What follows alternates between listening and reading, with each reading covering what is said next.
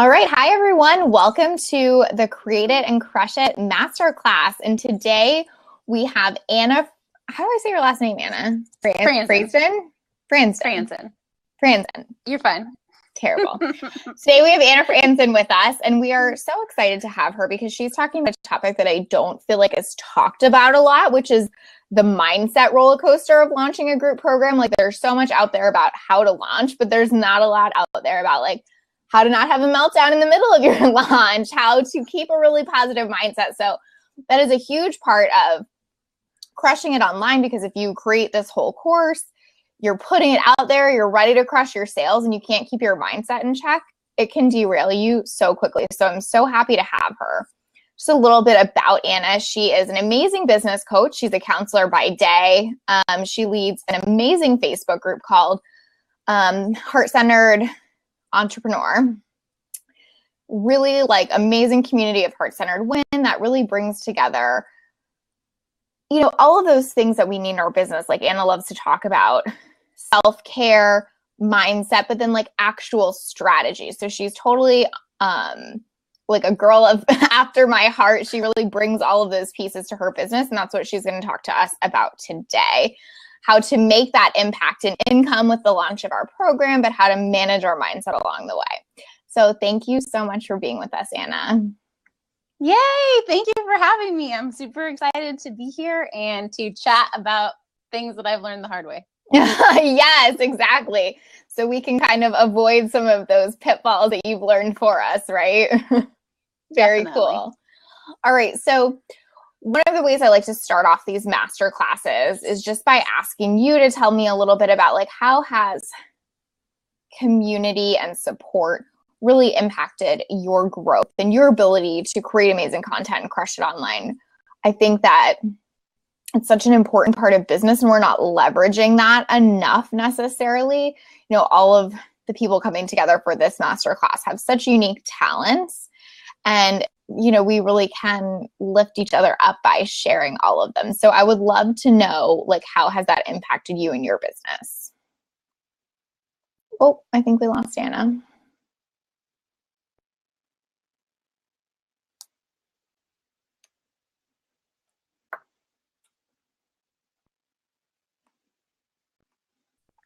Okay, sorry about that. We lost Anna for just a quick second, but she's back with us. Oh, technology has not been my friend during this masterclass series, but that is okay. So I was just saying that, you know, I think like the reason this masterclass is awesome is because we all have such unique knowledge points and strengths. Like you were saying, like, I'm going to teach you some of the stuff that I learned the hard way. By like coming together as a community and lifting each other up, we can avoid so many of these individual pitfalls. So I would just love to know, like, how has community and having support impacted you in your business? Oh my gosh. That's a great question. And even that's a great point. Like, just yes. Like the answer is yes. Just yes. I feel like, well, and I feel like Lacey, like you model this so well for us in your group and in your business. And I feel like I've learned a lot from you in this area. But I feel like, just coming from that attitude that you said, like realizing that we do have a community to contribute to and to learn from, and not coming from like an attitude of scarcity, you know, like I think about over like our time together, all the things that you shared with me that I'm like, oh my gosh, I can't believe she's sharing this with me. But I think you just accidentally have such an, not accidentally, but such an overly abundant mindset that you are just generous with your time and your resources. And I think as a side benefit, it actually benefits you in your business, but I don't think that's your main motivation. And so I think in everything, you're right. Like utilizing the community both ways, you know, like really being open-handed and being able to receive from my own community. Like this week, like I needed to take it light in my business because I had been really hitting it hard. And so I asked like 10 women to like guest post, and just so that I could receive from their expertise and so I could take a step back. And it's been amazing. I'm like, can I do this all the time? Like, can I always have guests? You know, but in that, you know, some people might say, well, like, okay, but Anna, you're posting all their groups and all their freebies. And some of them are just like, you know, similar businesses to yours, but I don't care. And I think that's awesome, you know, because so like awesome. I have this knowledge and like deep knowing inside me that people that want to work with me will, and people that aren't. And so why not work with these amazing women in my tribe? And I think that that's community, as a leader, being able to like learn from the people that we lead just as much as we're like teaching them to.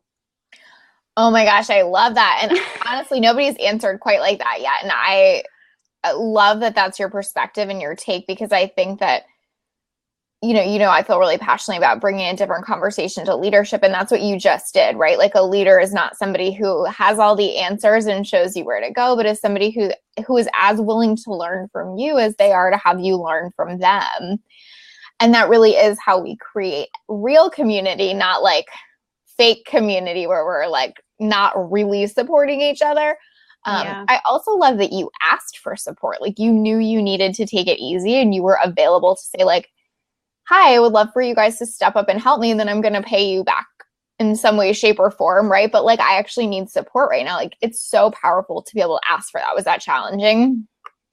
It was, in that I wanted to make, like, I was like, okay, is this going to be more work or less work? But to answer your question, like, it actually was easier than I thought, because typically I tend to be more, this sounds bad, but like controlling and like perfectionistic and want things done the right way. So actually, no, considering how I am, it was surprising. I think it was because like I knew I had such powerful women in the group that like secretly, even if no one else read the post they wrote this week, I was excited to read them. Amen. I love that. And I love that, sometimes the things that we build up in our head, like, oh, I could never ask somebody to do that or whatever because I'm a control freak. It actually ends up being a lot easier. And we're so, like, I'm sure you felt this, right? Like, you're so overwhelmed by like how available people are to support you, right? Yes, which totally, I mean, in the, I did a masterclass series of interviews on group programs. And one of the people that I was interviewing reminded me of that. Like, I would love to feel free to tap into me for a future interview or I would love to guest speak in your program for free. And I was just like, I would have never asked her to do that without paying her. Like, I would have never said, come speak in the program I'm charging for. But like, she didn't even, like, I think I assume, not the worst of people, but I assume that people don't have an abundant mindset. Yeah. So, but I don't know why. Like, I need to assume, well, I don't want to take advantage of people. I think that's why. But I think also I need to assume that people are willing to be, within reason, kind and generous. And assume that if they're not, they have a good enough boundaries that they will tell you, right? Like, that you don't have to watch their boundaries for them. Yes, that, which I did in my first business, like life coaching, I did like a seminar on people pleasing. And I remember I had someone speak who wasn't a people pleaser. And that's basically what she said. She was like, for us who are people pleasers and assume that everyone is bad at boundaries like we are, she was like, just assume that everyone is healthy like me. And if I don't want to do something, I'll tell you. Yes, beautiful. And so I was like, yeah, I just need to assume that everyone's healthy. I love that. Yeah, because you just can't own it. So that totally makes sense. So for you, community has been invaluable because it's taught you that you can ask for support. It's supported you along the way, and it's helped you be able to give, right? But like also receive a lot. So that's awesome. Thank you for sharing that. Yes. Sorry, long answer. No, that was great. All right. So dive in, start, kind of just letting us know, how can we manage the mindset of this roller coaster that is launching a group program? And maybe, let us know, what does that roller coaster kind of look like sometimes for those people that haven't launched already?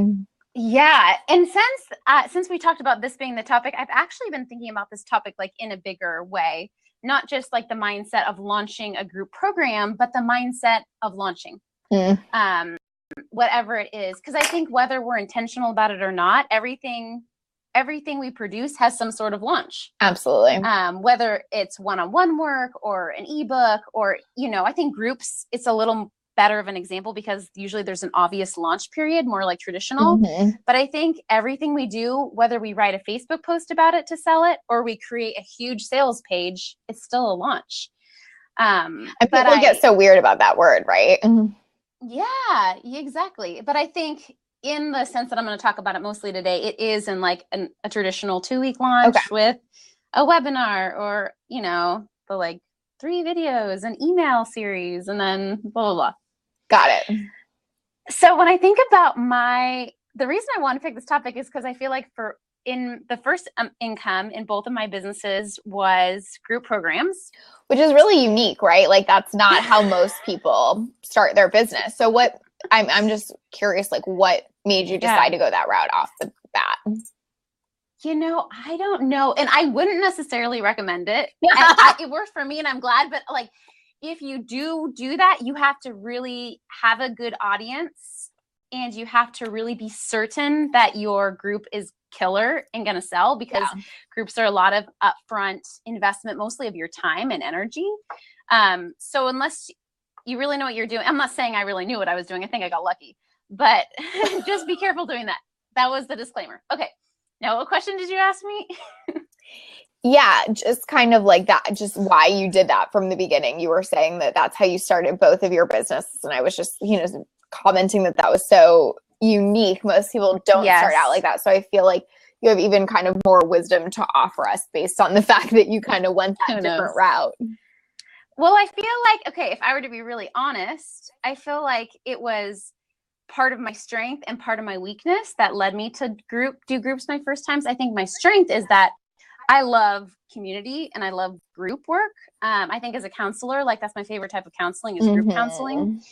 And I think even more than I thrive as a coach, I thrive as a facilitator and a group leader. Like, in the workshops in-person workshops I've led, the feedback I always get is the most they get from it isn't necessarily what I say, but the group element and the relating to each other. And I think it's because I'm able to help foster that. Like that's part of my skill. I love that you said that because I think that's a very not undervalued, but something that we don't look at a lot. Like, am I really a good facilitator? Like, is this the right fit for me? Can I, do I know how to translate coaching to a larger group and actually make a really strong, solid group? Because ultimately, if you're doing a group, that is the thing, right? Is being that facilitator. Absolutely. And Chen, who I interviewed kind of on the similar topic, we were talking about being a connector. And I think you have to have you have to really be, in group work, an amazing, not just coach, but leader and connector, and have that abundant mindset where you're willing to put your ego down a little and really connect other group members and really empower and not be afraid to let your group shine and connect even outside of you, even if it means losing business down the road, or I don't know, but I think because that's my strength and I don't have those sort of fears, I really excel as a group leader. And so that's the positive part of why you did that. Okay, definitely. And I think I didn't realize this at the time, but I think this is embarrassing to admit, but it's the honest truth. I think part of also why I launched groups was because for me, it was easier. And at the very beginning of my business, I feel like I'm better at it now, but I really struggled with owning my value. And I'm new to being an entrepreneur. I'm 6 months into this coaching thing. And so even though I charge money for counseling, it goes to the place I work for. I don't directly collect it. And so you're not and I'll take my check now. Yes. And so starting out, so the first group I launched was a self-care group for women, kind of using my counseling skills. And how much did I charge? I don't even remember what I charged. I think I charged $90 for the group. And I remember telling my husband, which is compared to how much I make per hour as a counselor is nothing, Yes. But I told my husband, I feel like I'm stealing. I feel like I'm taking their money. I feel unethical. And I showed up for these women big time. I was giving them tons of value, but it was just me. And so, anyway, so I think the other reason is I felt more justified in, but when you have 10 or 12 women in your group, that's still a good amount of money. And it felt easier for you to be able to charge that lower price point while you bought into your value, kind of. Yes. And so most people, start out with one-on-one, and then they're able to serve their tribe at a lower price point while not undervaluing their time by then going to group work. Right. But I think that was part of it kind of helped me bypass and put off owning my value a little longer. So yeah, that's the truth. Yeah, no, that's great to know. So like kind of really looking at those two things when you're going to launch them, like the mindset behind that, right? Is like, one, do you see your value? Are you owning your value? Two, like what's your motivation for doing it, right? Yes. And three, like, are you certain that you're going to be a great connector and community creator in this forum? So like that's the first part of the mindset work right there, right? Absolutely. Absolutely. And I think I was lucky that that wasn't my only motivation. If my only motivation for launching a group was, I don't feel like I can own my value as a one-on-one coach, that's a horrible reason to launch a group. But the good thing is that was like my side reason. My first reason was that I love group work and I'm excited. And I felt like with the self-care program I was running, the group would really benefit from it. Mm-hmm. And that's the thing I encourage clients too, is if you're running a group, there should be a reason that it's a group and not an ebook and not a course and not a one-on-one thing. There should just be a really intentional reason why the people in the group are going to benefit from it being a group. And so luckily I had that strength a little stronger than my selfish reason for making a group program. Definitely. Like that outweighed it a little bit more. Yes. Someone asked that they would love to understand if there is a plan to use in regards to how much to charge how much to charge to reflect the value. Sorry. Yeah, so that's a great. So I've been up for a while. I don't know what just happened there. No problem. So now I'll talk about, yes, now I feel like I'm so my second round of launching my group, I did better. And then I kind of did I'll talk about my most recent sort of mini launch. I kind of did a masterclass last week. And so that was kind of like a little abbreviated launch, but it was still intentional in that I did content around what I knew the masterclass was going to be. I did kind of like a free training, and then I did, an email. So it was a very low intensive launch because I didn't feel like being crazy. Version. Yeah, but it was still a launch. And I think for that, so how much do you charge? What I do now, and I do this like with everything in my business, is, well, I kind of look at it multiple ways, but usually I try to figure out how much currently in my business I want to charge per hour, how much time that's going to take me, and then making sure that the time I'm investing as a coach is reflecting that. And I think I also look at, like with groups, how many women do I like? The second group program I ran, I just really felt like 6 was a good number for the program. And so I kind of calculate it based on like, what do I need to be charging so that I feel good? I feel confident that I'm giving my clients a good value, but I'm also not going to be bitter about the price. And then also, how many people do I want to cap the program at so that those women can thrive? I don't know. I guess I use a lot of factors. Yeah, I think what you're saying is really important about, like, we have to know.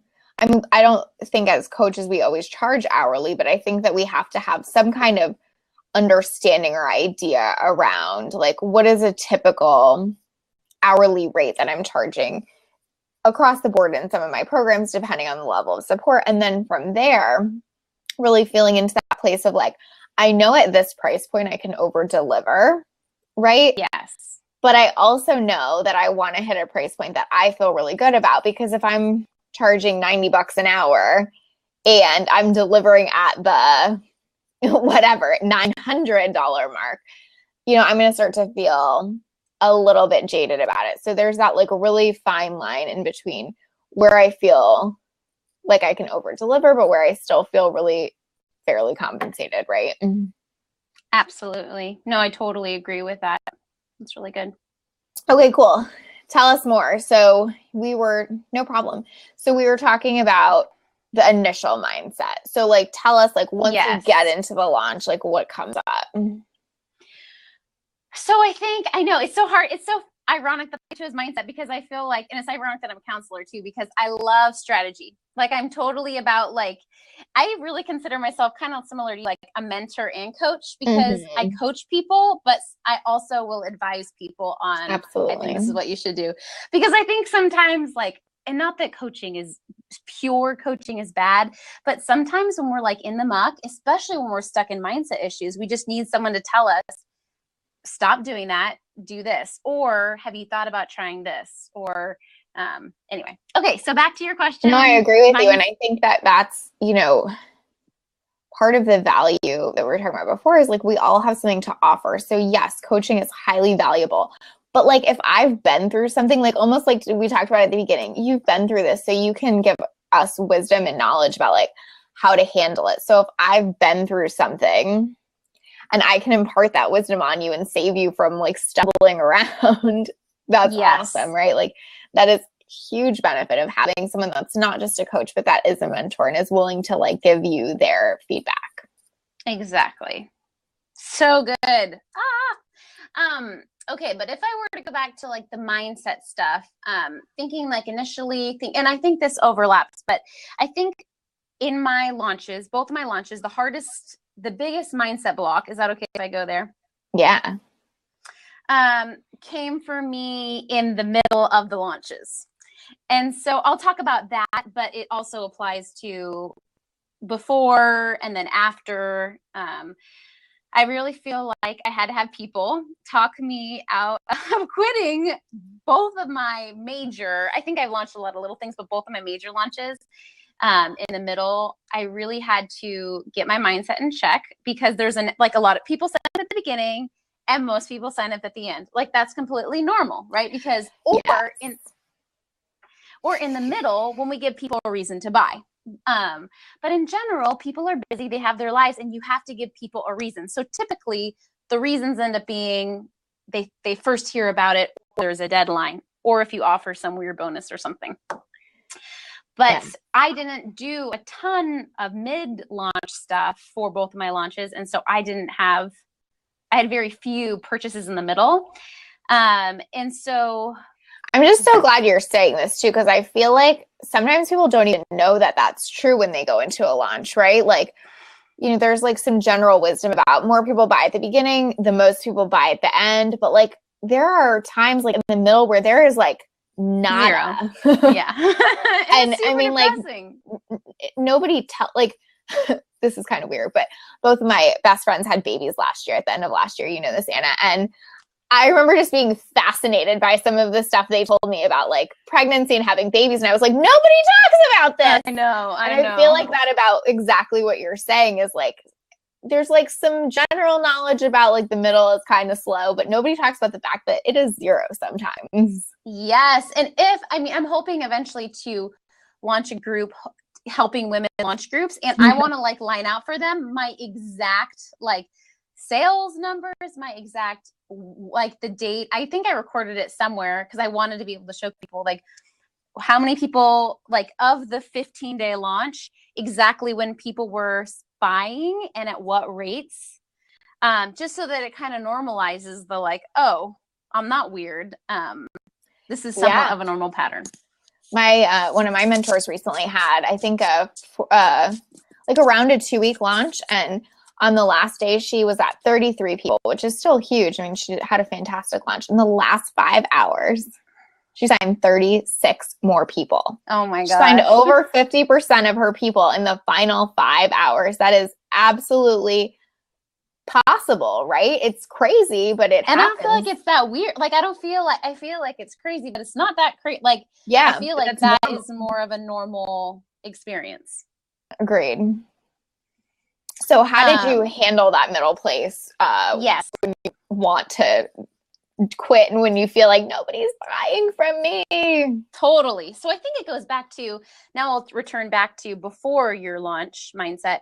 I think you really have to, before you even launch your product, you need to have that mindset of being convinced that this product is valuable, that you have this passion to deliver this group, even if like how many people did I have in the first group? Like 12. But I was like, even if 3 people sign up, I was honestly stoked to lead them through this material because I had seen the transformation that it had caused them.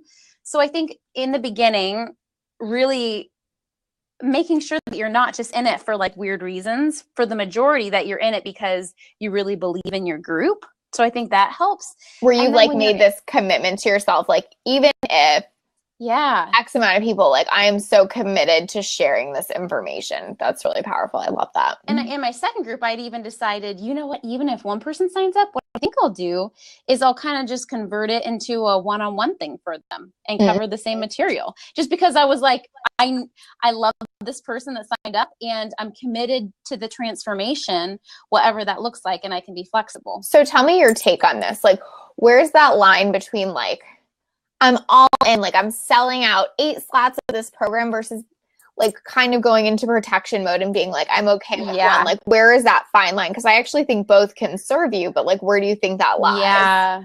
Well, I totally think you're right? Because I think I did fall into that, especially towards the middle of my launches, the self-protection of like, oh my gosh, I've talked to so many entrepreneurs since then where I like hear it coming up and I'm like, oh, that's self-protection, you know, where they're like, and I did this too, but, oh, maybe it wasn't the right idea or maybe it'll work next time, or kind of similar to what I said, like, maybe I'll just do it with this one person that signed up, or, but I think that's the mid-launch mindset piece is we have to be in it till the end, 100%, not, and I think it's similar to what you taught me too, Lacey, of like committing to one idea for like 90 days.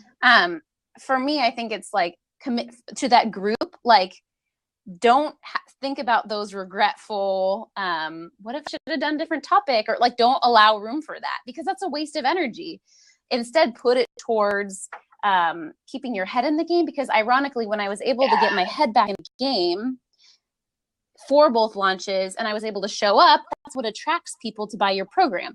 When you pull back and self-protect and self-sabotage early, then it's a self-fulfilling prophecy and people aren't going to buy it because you're not visible and you're not offering, versus when you're showing up, people buy. I think you just hit the nail on the head. So it's kind of like being unattached to the outcome in the sense of like, if it's 2 or 20, I'm going to show up, but being committed to showing up, right? So like unattached to the outcome, very, very committed to showing up for it. I love that. And I think that is what was able to help me do so well and really fill up both of my programs. I think for one of my programs, I say I filled it up because I didn't necessarily sell it out, because one of the spots I had already committed to doing like a scholarship for a client. So I ended up putting them in. So it was like all paid except for one scholarship client. But I was able to fill both programs, you know, because I think I had that. Like, I think I was able to really be committed while also, like just showing up and being like, and if people don't buy, then I can shamelessly say I did all that I could. Do you think a lot of people stop doing all that they can because they freak out in the middle? Yes. And if I didn't have multiple people for both launches supporting me, I absolutely would have too. But I see so many people, and I have witnessed launches online of people that I know and don't that this has happened to. And so I think it's sad. And who knows, maybe it happened to me. I didn't realize it. And I just happened to sell my programs. But I think the support and, you know, my husband telling me like, oh, like, I think I had said something like my program didn't sell. And he was like, I thought it closed on Friday. And it wasn't Friday yet. And I was like, I know, but it didn't sell. Like, it hasn't sold out. And he's like, yeah, but the deadline hasn't passed. And it's so funny because I'm a very like, I'll buy something on the early bird deadline, or I probably won't buy it at all. Like, that's just me. Totally. And so, but my husband always buys things last minute, always waits till the last day on Christmas, and will pay full price for everything. Just because it's how he works, you know? Yep. And so I think we assume with our buyer's mindset that everyone else is, or, you know, or for other people that are opposite of me, but I think it's a good reminder that not all buyers are like us. And so we need to really show up for the early buyers, the buyers that like a deal, and then also be present for the buyers that are really busy and hop in last minute. Yes, definitely. And we know that just because our behavior is one doesn't mean the majority of people's behavior isn't another way, right? Yes. Yep. So true. So the mindset of like not comparing how you would maybe your purchasing behavior to someone else's, right? Yes, definitely. Very cool. I definitely had a similar moment in my launch where I said, I can't remember what I said to my husband, like, nobody wants to buy this or whatever. He's like, is that actually true? Like, well, shit, I don't know. Like, you know, it's just so crazy how we get into these cycles. So how do you get yourself back from that? Like, yes. Well, I think for me, it was really imperative to have people, to have coaches, to have friends, people that are in the online world and not in the online world, but kind of know kind of what's going on, to be able to really support you extra during that time. And then also like just returning to your why and remembering why you're doing this and really staying connected to like that passion and excitement, even though it kind of, it's easy for that to fade when things are stressful. Yes, definitely. I definitely think that. So what do you feel like is the, you know, the turning point? Like, when were you like, okay, I thought about quitting, now I'm back in the game? Like, what are those mindset shifts that have to happen there? Oh man. Well, it's since most of the purchases are at the end, it's hard because I think most, you know, even though I kind of like faked it till I made it, like I can do this, I think I wasn't like, oh my gosh, my program just filled up until like after the deadline, unfortunately. But I think something that really helped me is for one of my launches, because like, you know, it's tempting that last night of the launch to like just sit around and wait for things to roll in, which isn't helpful. And so my husband and I like went out to dinner and had like some fun plans. And of course, like I had my phone on me that I checked. But I think that was a part of like the releasing the results that was really important for me. And I try to do that even now in my business, but try to like purposefully like disconnect or purposefully go out, and just kind of, you know, still showing up, but then past the showing up, just kind of really intentionally letting the results happen. Yeah, definitely. Like you had, at that point, you had like done what you could do, right? Yes. Like you weren't like, oh, I should sit around and like stare at the computer screen because that's going to make a difference, right? Exactly. So it's kind of like that feeling of feeling like you did all that you could, right? Yes. So what do you like recommend for when people are in a slump? How to like stay actionable, I guess, is what I would say. How to like keep taking consistent action even when you're in that place of like, oh God, what if nobody buys? Like I just put my heart and soul on paper, basically. What if nobody buys? Totally. Well, I almost think it's like two contradictory things. I think it's sticking to your launch plan. And I think it's really important that no matter what you're launching or putting out there, that you create some sort of outline. I see so many people not doing this, which is really bad because I think when you don't, you're relying on your brute force and energy and emotions, which are erratic, versus a very intentional launch plan. Like I'm going to show up via these means, my group or my email list or on these days, you know, so sticking to that plan you made, but also being available to change it. Like also being available to do a last minute webinar or brainstorm. If you're not getting the results you want, brainstorming with someone and changing it up or sending an extra email or like having that structure in place and trying to stick to it so that you, I don't know, kind of are accountable to what you lined out, but also really listening and being present during your launch so that you can, and I think that's what planning ahead helps you do. If it's planned ahead and some of your content is pre-written, then it allows you to be more present for your launch, which I think sells too. Yeah, I think, gosh, I love this because it really goes back to that whole committed but unattached, right? So like I'm committed to following this launch plan, which I think is a great idea because when you're in that slump, if you don't have a plan, the likelihood that you're going to take action is like, I don't know, maybe not even 50-50, right? Especially if you're starting to self-protect and you're like, maybe I shouldn't have done it anyway, or blah, blah, blah. And then you just I'll just stop it. Yes.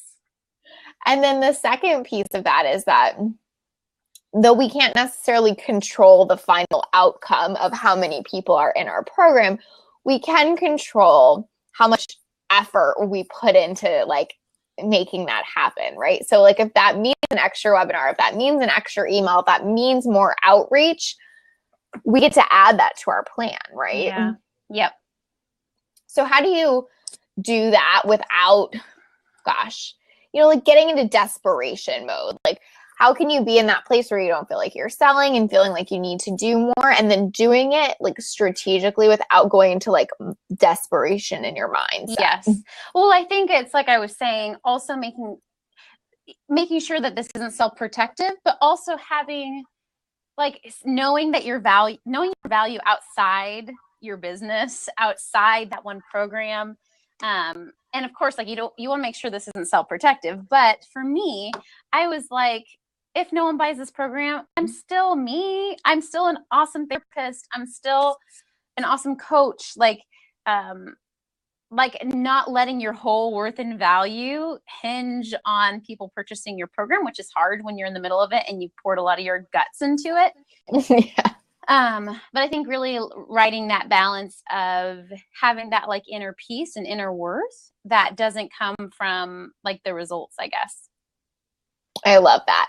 So like I can still keep showing up because that means I'm a committed human or a great person or whatever. Yeah. It doesn't mean like I have to keep showing up because if I don't sell these, it means I'm a bad person. Yes, exactly. Like coming out of that place of I desire to show up instead of like I need to show up in order to prove something or in order to earn something or in order to sleep at night or something. And do you think that like group programs sometimes like elicit that a little bit more because there is pre-work, I guess, is, you know what I'm saying? So like for one-on-one, if I'm launching, for example, I haven't necessarily like done some of the work yet. So do you think there's like a stronger component of that with like a group program launch? Absolutely. Oh my gosh, absolutely. And I felt that too, but I see that in other people who launch. Like I was saying, that's why you want to make sure that you've tested your market and that you have an audience and that your price is valuing you, but it's a no-brainer. Like you want to kind of guarantee and err on the side of guaranteeing your success because unlike other things, you're upfronting a lot of your time. Like, of course, your money, if you're investing money into your launch, but more than anything, if you add up how much you make, how much you would charge per hour, and you put out how much time in the launch, in the planning, like that's a lot of money and that you poured in. So I think a lot of people get to this place where it's like, I've put in so much, I need to like make a return on this investment, and they're feeling like they're coming at it from a debt, Got it. So it's like not just like a time debt, right? But like the financial debt there too, the emotional debt in some ways, because you've now just like kind of, for lack of a better word, right? Like put your heart on paper. So the mindset stakes are so high, right? Exactly. And that's why I don't recommend people doing it purely for doing a group just for financial reasons. Like I think that luckily, even though I was doing a group because of partly because of my poor mindset, it wasn't because I needed the money. Like I didn't necessarily need the money to like pay my rent or buy food, And so I think if you shouldn't launch, well, probably anything, but especially a group, because you think it's an easier way to make money because it's different, but it's not easier than doing other means of income. So talk to us about the mindset behind that, because I think that's pretty interesting. So what you were just saying is like, well, let me reflect. But I think what you were saying is that a lot of people like the idea of a group launch if like cash flow is an issue because it's a big influx at once. It's not just like one-on-one client. It's like a very big influx usually. So what you're saying is like some people make the group choice for that reason, not necessarily because group is the fit, right? Mm-hmm. Totally. So, and I think, go ahead. Yeah. So tell me like, how do you check your mindset on that? Like, how do you like keep yourself in check about like, what are my intentions here? And am I coming at this from the right mindset in the right place? Yeah. Well, two things came to mind when you were saying that. I think first is the reality that it's a different way to make money, but it's not necessarily going to make you more money, because when I want to like give you these little hands that we can give on blobs. I totally agree. Because while you are making more of like a lump sum, at least for me, when I'm launching groups, I put a pause on other projects before so that I can have a good launch. And I'm not taking on as many other things after, because I have these group clients. And so, you know, people say like, I made $20,000 on my group launch. Yeah, but you're going to coach them for 3 months. And so like, it has to sustain you. It's not just that one chunk, right? That's not bad, but I just would love if people would be a little more transparent than that, and saying, you know, reminding people, okay, but that's for 3 months worth of work, which is totally fine. And I'm not saying don't do groups, because I'm obsessed with groups, but I'm just saying, realize that, I don't remember your initial question, but realize that, kind of just how to check yourself on that. Like, make sure that you're in it for the right reasons. Like, what are some great questions you could ask yourself around that? Yeah. What would be some questions? Well, I guess just asking yourself why. Like, why do I want to be a group? And why is it better that it's a group and not a one-on-one thing, not a course, not something else? And if you don't have a compelling reason specifically why it should be a group, then you probably shouldn't have it be a group, because it is more work.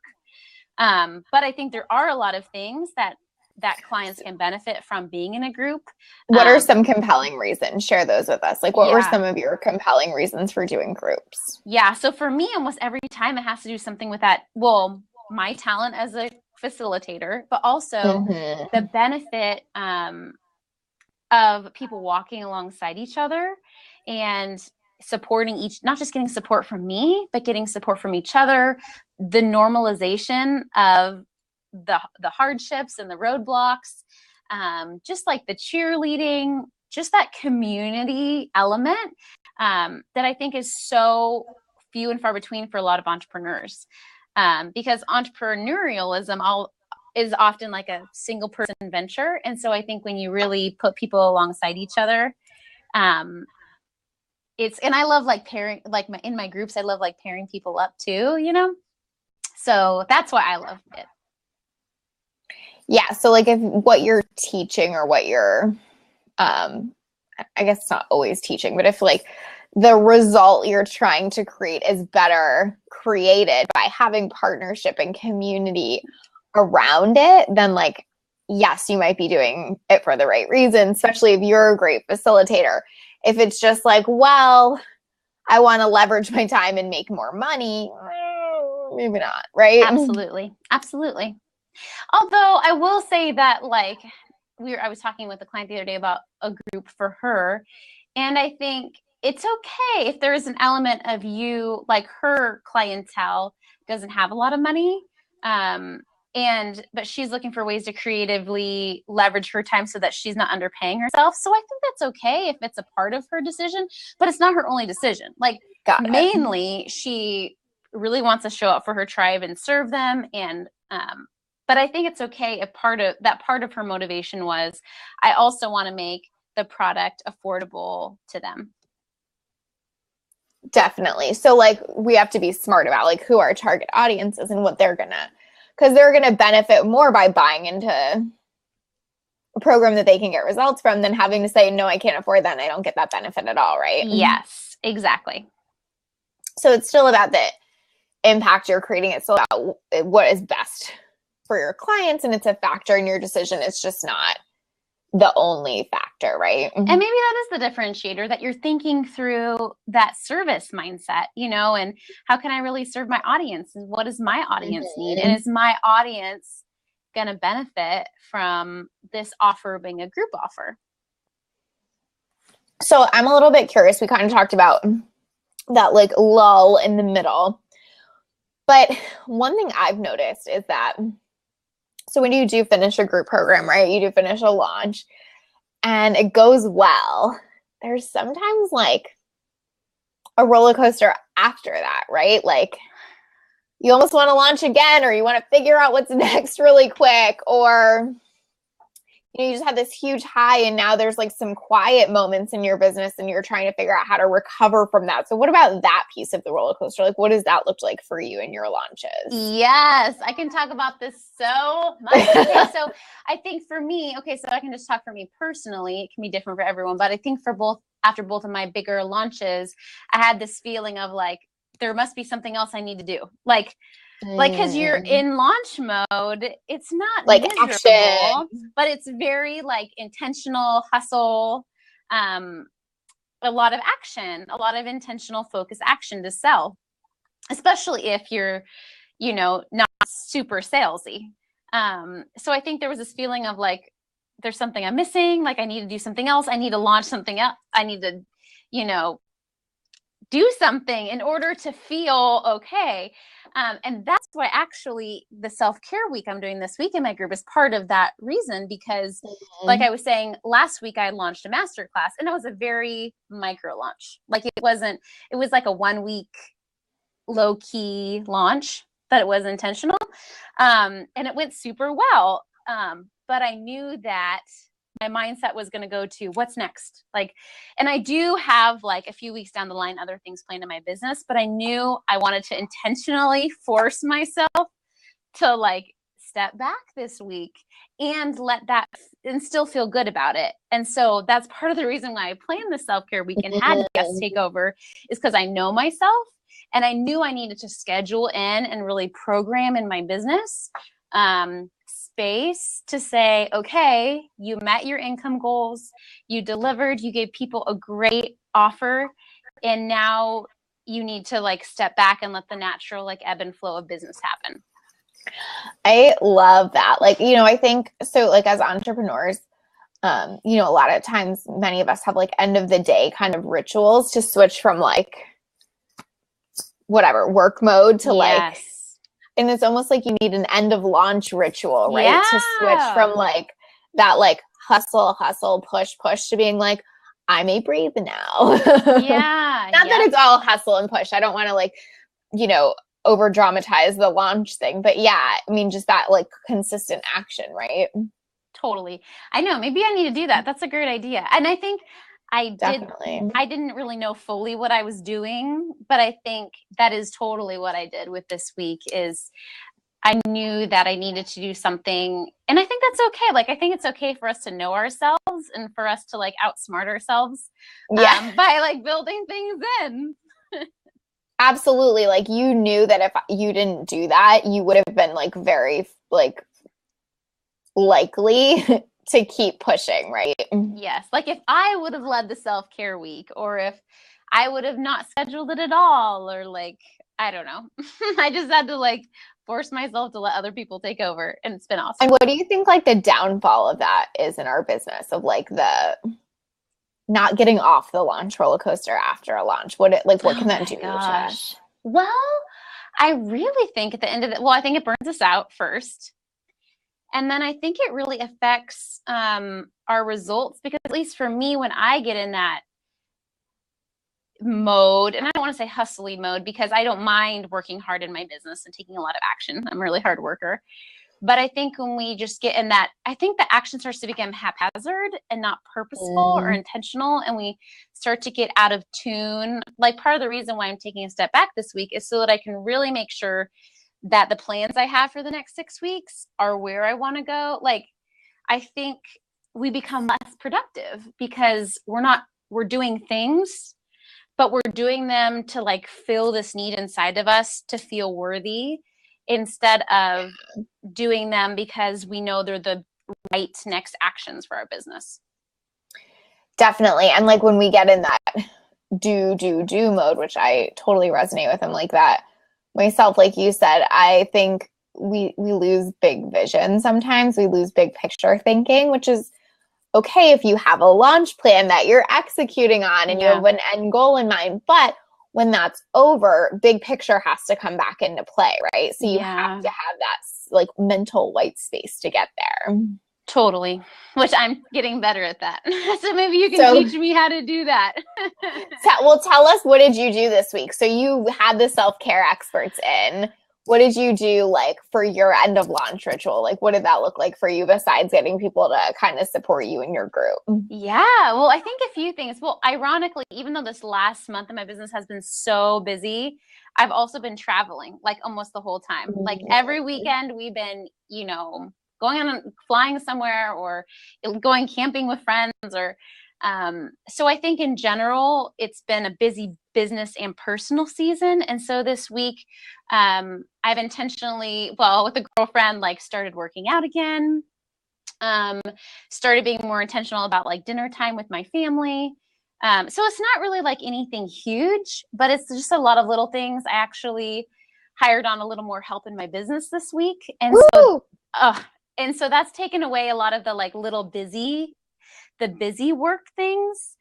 So I think it just all kind of correlated together, but I'm just trying to be intentional about, and hopefully even when things pick up in my business again, I'll be able to maintain some of these things, like maintain the help with the busy work, maintain like intentional family time, maintain exercising, because I hadn't exercised in way too long. You don't want to know.